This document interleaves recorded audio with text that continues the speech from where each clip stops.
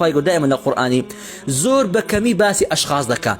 باس شخص دكاتن بركو همو كات باس صفته كان دكا واتا أي مسلمان آقادار با أو صفتي كلوي هاتزيل لا توش بيتزي أتو دسنا جهنمي استمشى دكين خواهي قول القرآني بيروز حوارش تومار دكا لبيني شيء لبيني أهلي دوزخ وأهلي بهشتيان استمشى خواهي قول دفنتي ونادى أصحاب النار خواهي قد فرين أصحاب النار أواني وارناو جهنمنا هاوار دكن أصحاب الجنة هاوار شي دكن أصحابي بهشتان دكن أن أفيضوا علينا من الماء تخوا يقت آمام دني والله خريكة دخنشين والله خريكة ما عندما وشك دبيتين يقت آمام دني يقت أن أفيضوا علينا من الماء من يعني بشك يقتك آمام دني أو مما رزقكم الله يا هشتك مام دني تمشى دكيني حسني بصري أمزع دريم يعني إنسان قرنقة وشي السلفي الصالح كو آتان دخين توا فكر اللي بكتوا حسني بصري زارشي برداغة آوشان لوبر كبرداغة آوكي دز داو راز بربو لخوتسو فرمان كابوش خوي هاتو قربانو تسلي بسر هات فرمي والله أو آوم كدز داي كزورم تيني بو هستم كرت سن بتشيجا أو آتم بفكرهاتو كخواي جودة فرمي أصحابي دوزخ هاوار دكان أن أفيضوا علينا من الماء تخوا يقيت أمام دني يقيت أو دبي سنب آزار بن يقيت أمام دني كاكا أتو دبي أو هاوش سلفي صالح لكان تبقي وربيوا قالوا إن الله حرمهما على الكافرين دفرمي خواي جور حرام كل كافرة أتو كابري كافر وكابري أهل دوزخ لو يكفي تام كاتب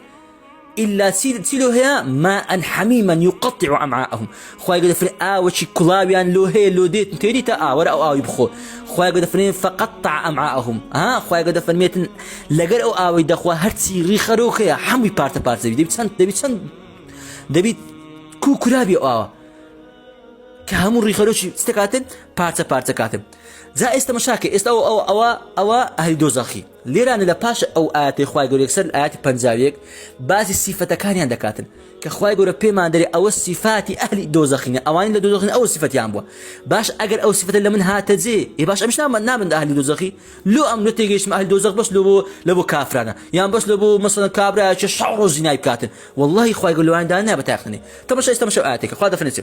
الذين اتخذوا خواهي قول دفن أوانا لويت في النار جهنمية يقوم آيوناد النار في تياكل ديا الذين اتخذوا دينهم لهوا ولعبا خواهي قد فنتسون كأوانا دين كان بقش ملوه قلتبو كبيان دي قلت لكاك أو كفرة كرة أو الشركة كرة أو الدين كرة آقال لي بيتن كرة آقال لو حراميها بي كرة أو حرامة كرة جائزنيا قش ماني بيدهات فشي بيدهات كرة دين فشيات لو دين قرص كده كاتشي من أتو إيه باشا والله أو صفتك يتخواهي دفني خواهي قد فنمي أوانا ليس سنناو جهنمي سكو دين كان بفشور قلتبو إيه باشا مش ورمانا قلتيا ولعبا وغرتهم الحياة الدنيا خواهي قد فنمي والصفات اليوميان سيبوا الصفات اليوميان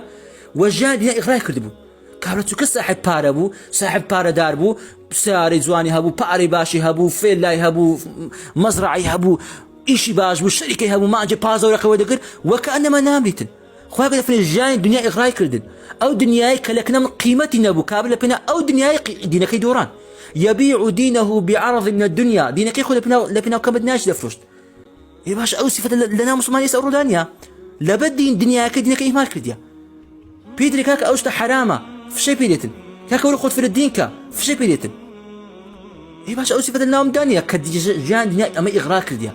يخوض فني أو صفة ديوم ينسبوا صفة ديوم الجان دنيا إغراء كردبو صفة السلم يعني خواهي قد فنسي فاليوم ننساهم كما نسوا لقاء يومهم هذا خواهي قد فرميتنسي